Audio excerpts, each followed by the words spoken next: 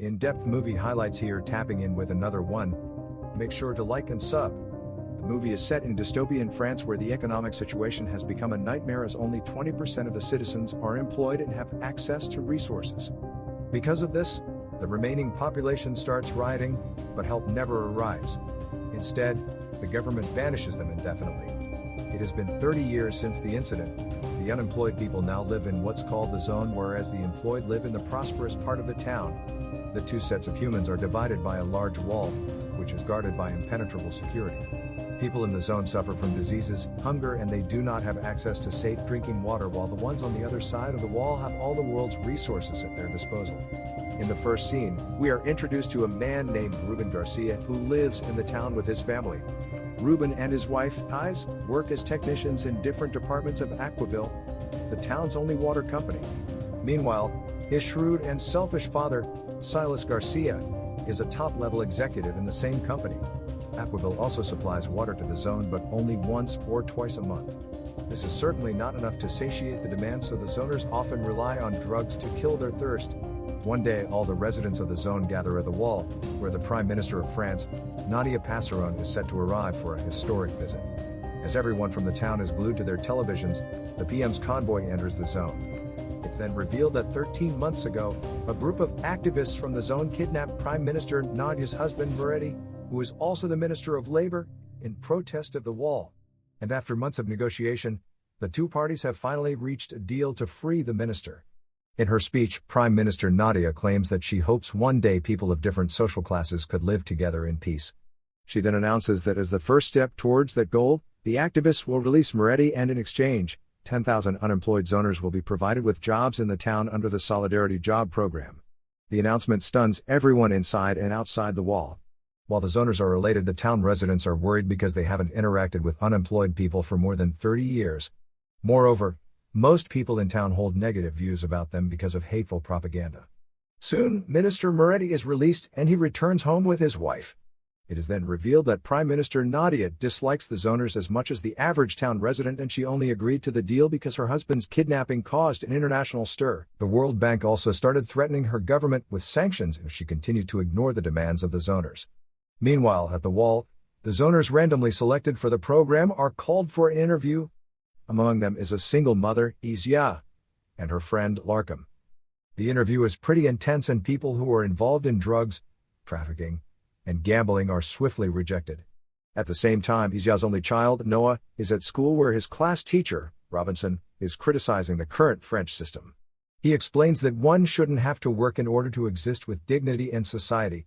Noah opposes and says that work is liberating. He gives an example of his father, who won a lottery 13 years ago and used the prize money to move to South Europe, where he is happily living now.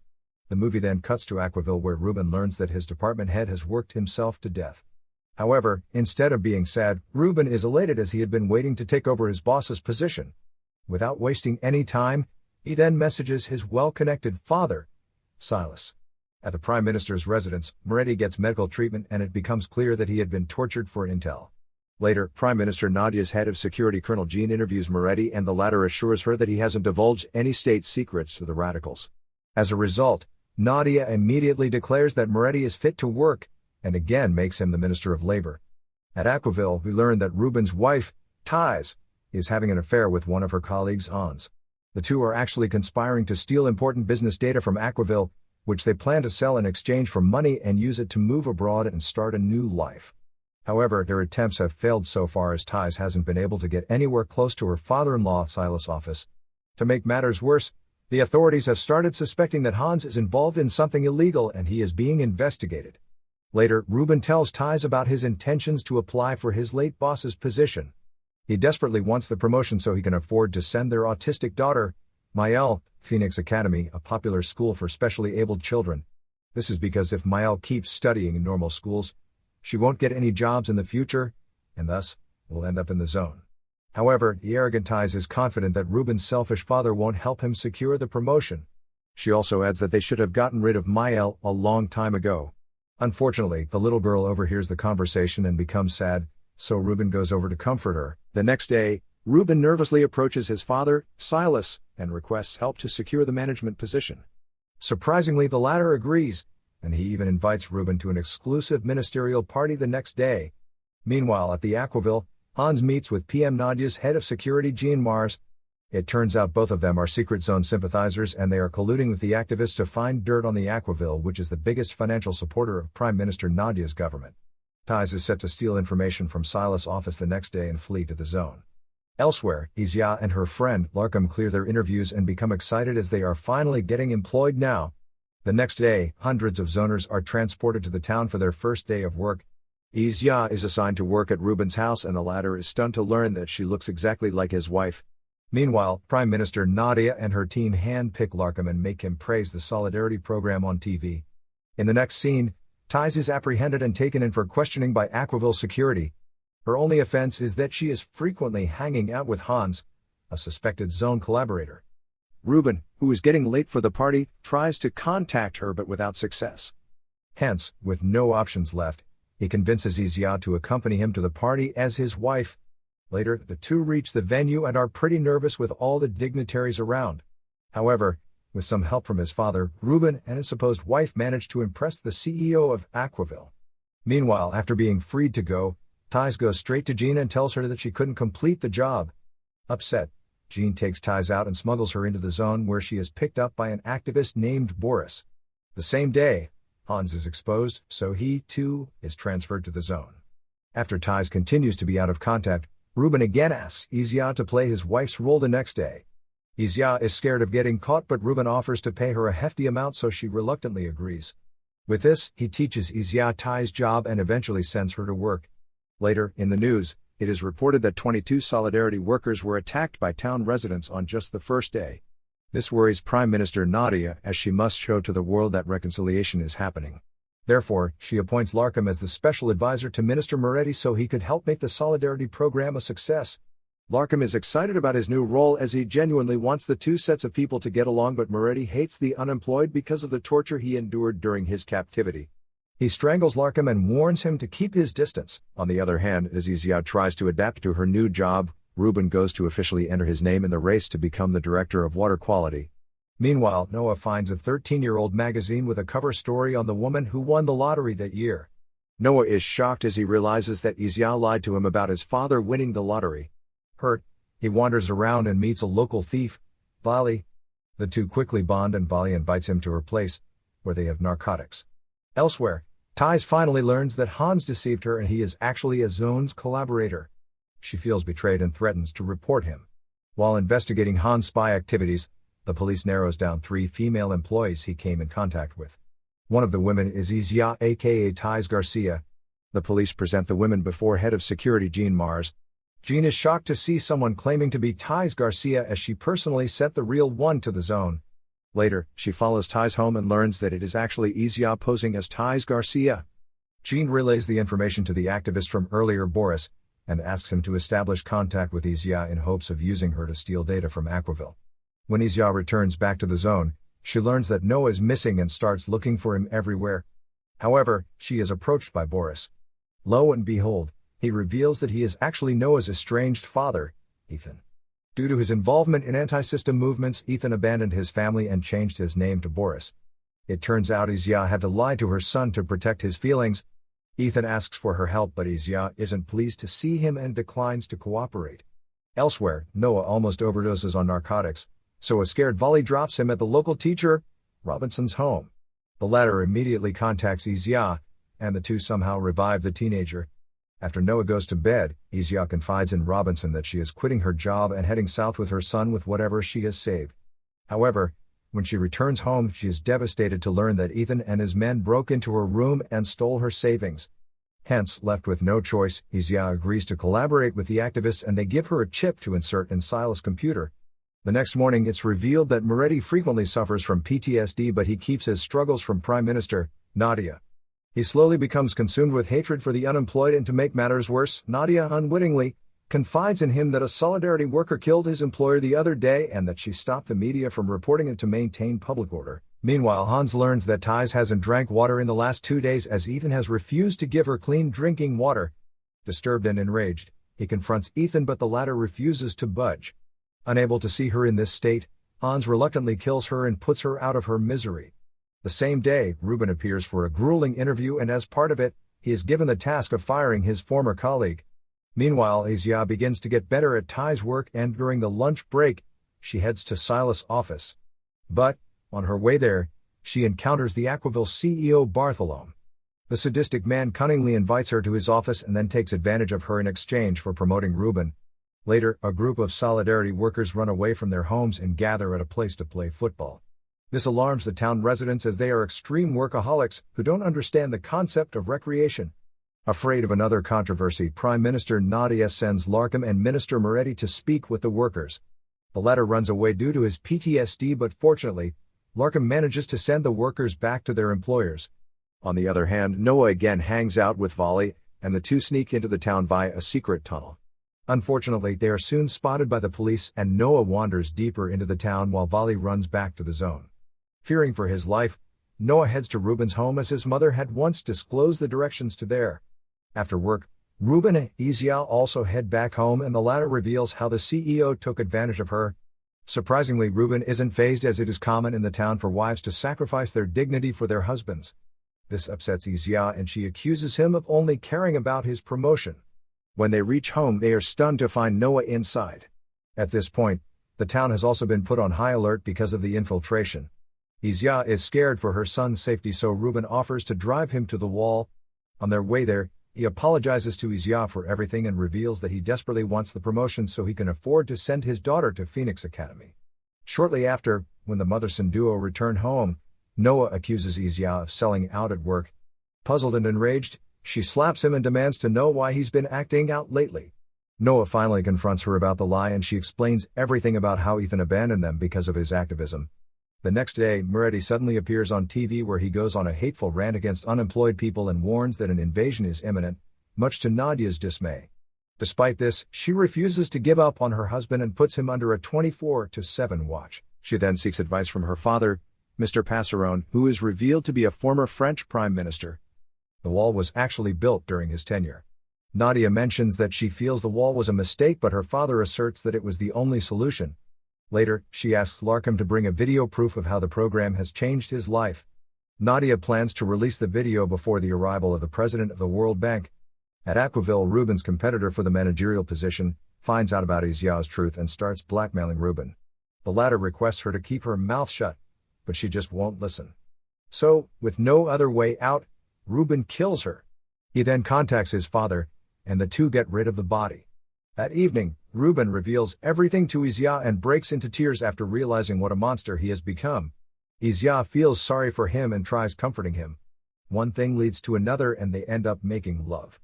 At the zone, Saul, the leader of the activists, finally arrives and shows himself.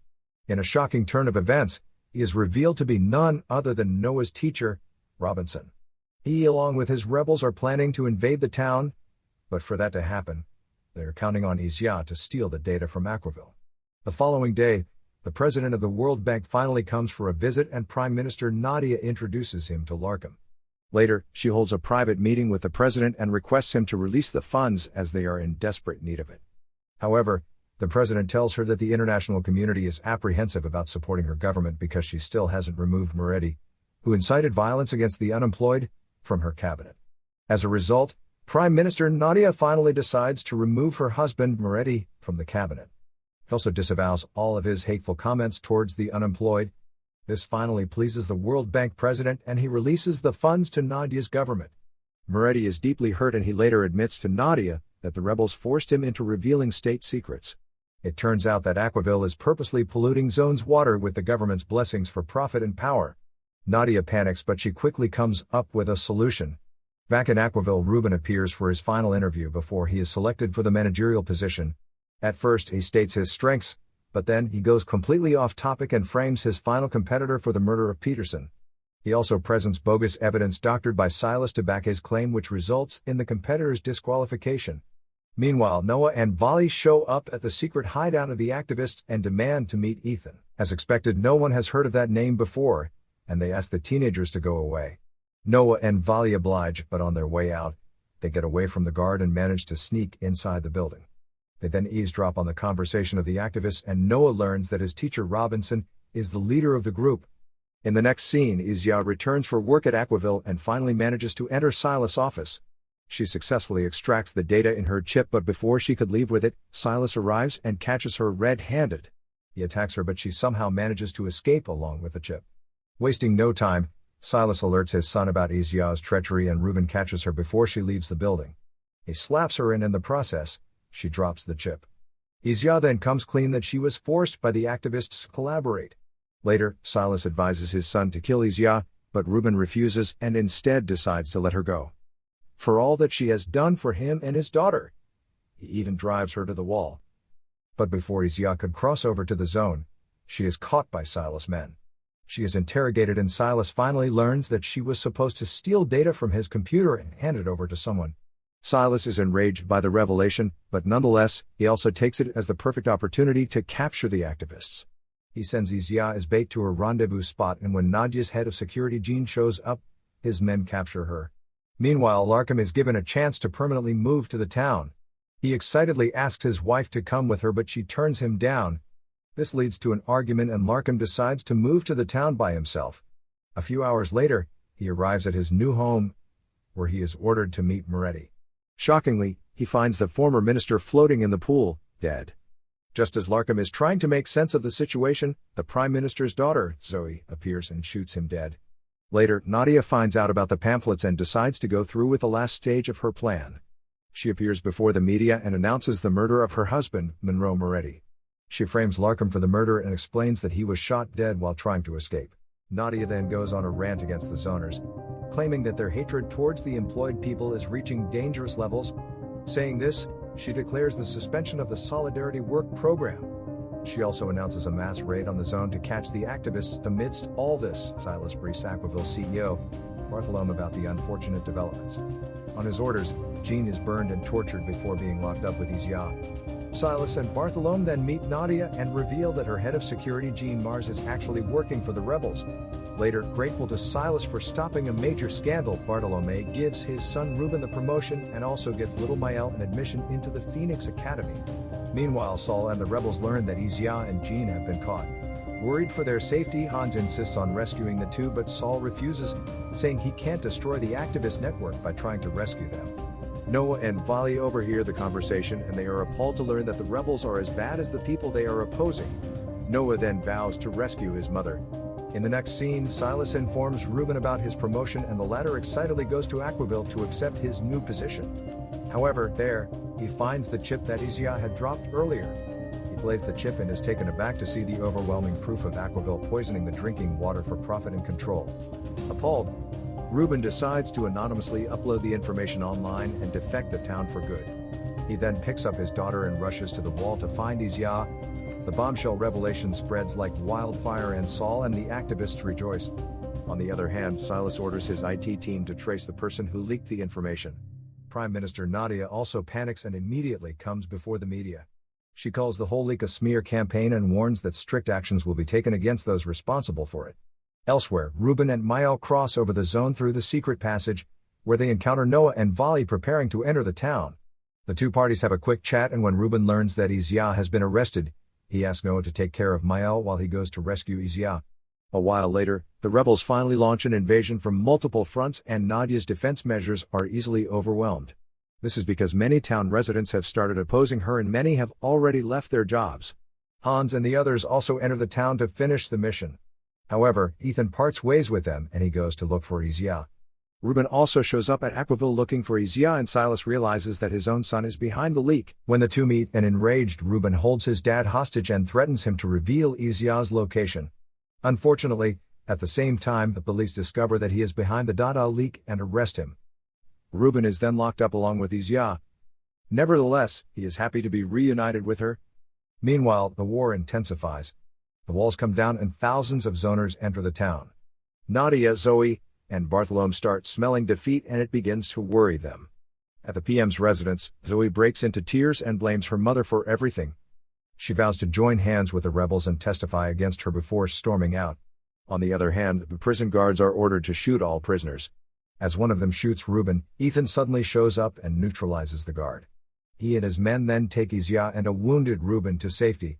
At the same time, Saul reaches the PM's residence and seemingly executes her behind closed doors. Just then Zoe arrives there and offers to help him manage the country. 3 days pass by. Ruben recovers in hospital and Isaiah reunites with her Noah. The latter finally meets his father, Ethan, but realizes that after so many years apart, he is now just another stranger.